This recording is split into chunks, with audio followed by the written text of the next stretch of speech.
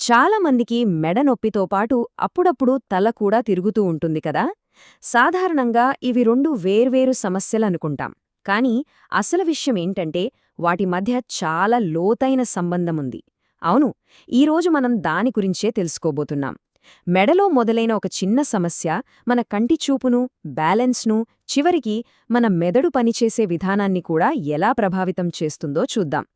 ఈ అనుభవం చాలామందికి ఎదురయ్యే ఉంటుంది. మెడ పట్టేసినట్లుగా, నొప్పిగా ఉన్నప్పుడు ఉన్నట్టుండి లోకం మొత్తం గిర్రున తిరుగుతున్న ఫీలింగ్. అసలు ఎందుకిలా జరుగుతుంది? ఇది యాదృచ్ఛికంగా జరిగేదా, లేకపోతే మన శరీరంలో తెలియని ఒక పెద్ద గొలుసుకట్టు ప్రతిచర్య జరుగుతోందా? ఆ రహస్యమేంటో ఇప్పుడు తెలుసుకుందాం. సరే, మరి ఈ గొలుసుకట్టు ప్రతిచర్యకు మూలం ఎక్కడుంది? ఈ సంక్లిష్టమైన సమస్యలన్నీ చాలా సాధారణమైన, మనం రోజూ ఎదుర్కొనే విషయాలతోనే మొదలవుతాయి. చూడండి, ఈ మొత్తం గొలుసుకట్టు రియాక్షన్కి కారణమయ్యేవి ముఖ్యంగా 4. 1. ఏదైనా గాయం, యాక్సిడెంట్ లాంటిది. 2. మన పనిలో ఉండే దీర్ఘకాలిక ఒత్తిడి. 3. నొప్పి. ఇక 4వది మన బాడీలో ఉండే ఫైట్ ఆర్ ఫ్లైట్ సిస్టమ్ ఎప్పుడూ యాక్టివ్గా ఉండటం. వీటిలో ఏ ఒక్కటి ఉన్నా చాలు, కథ మొదలైనట్టే. సరే, ఈ కారణాల వల్ల మన శరీరంలో నెక్స్ట్ ఏం జరుగుతుంది?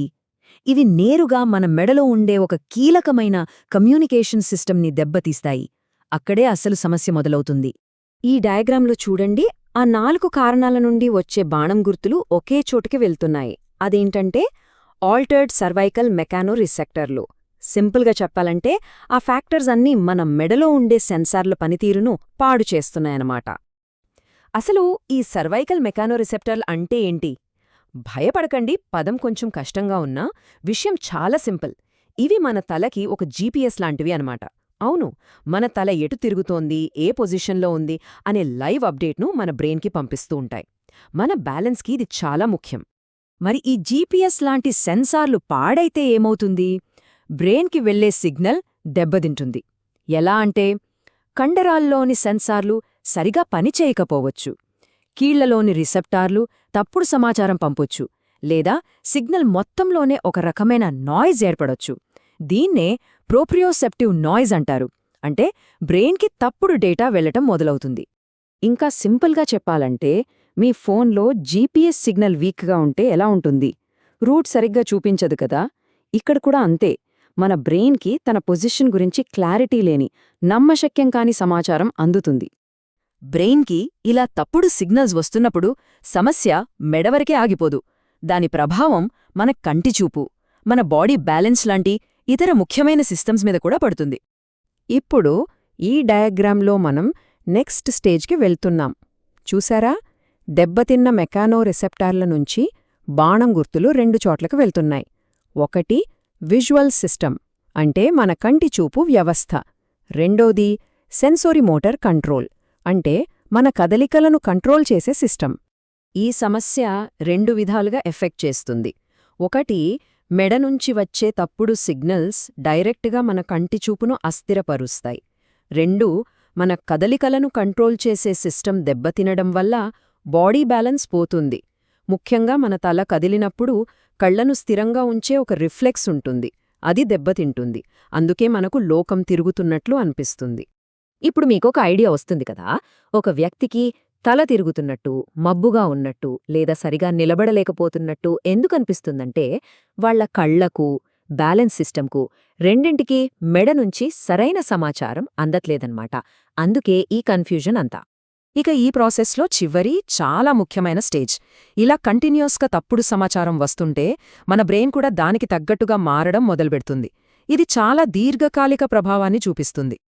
మళ్ళీ డయాగ్రామ్ చూస్తే ఈ సెన్సరీ మోటార్ కంట్రోల్ దెబ్బతినడం అనేది చివరికి సెంట్రల్ నర్వస్ సిస్టమ్ రీఆర్గనైజేషన్కు దారితీస్తుంది. అంటే బ్రెయిన్ తన వైరింగ్ను, తన కనెక్షన్లను మార్చుకోవడం మొదలుపెడుతుంది. దీన్ని ఒక ఉదాహరణతో అర్థం చేసుకుందాం. మెయిన్ రోడ్డు బ్లాక్ అయితే మనం షార్ట్కట్స్, సందుల గుండా వెళ్తాం కదా. బ్రెయిన్ కూడా అదే పని చేస్తుంది. పాడైపోయిన ఇన్ఫర్మేషన్ హైవేని వదిలేసి ఒక కొత్త దారిని, ఒక డీటూర్ని క్రియేట్ చేసుకుంటుంది. ఇది పనిచేస్తుంది, కానీ ఒరిజినల్ దారి అంతా ఎఫెక్టివ్గా ఉండదు. ఇది సమస్యను ఇంకా పెంచుతుంది. డయాగ్రామ్ కింద చూడండి. ఒత్తిడి పెరగడం వల్ల బ్రెయిన్కి అందే సెన్సరీ ఇన్ఫర్మేషన్ ఇంకా దెబ్బతింటుంది. ఇది ఒక విషవలయం లాంటిది. సమస్య తనను తానే పెంచుకుంటూ పోతోంది. ఈ విషవలయం ఎలా పనిచేస్తుందో స్టెప్ బై స్టెప్ చూద్దాం.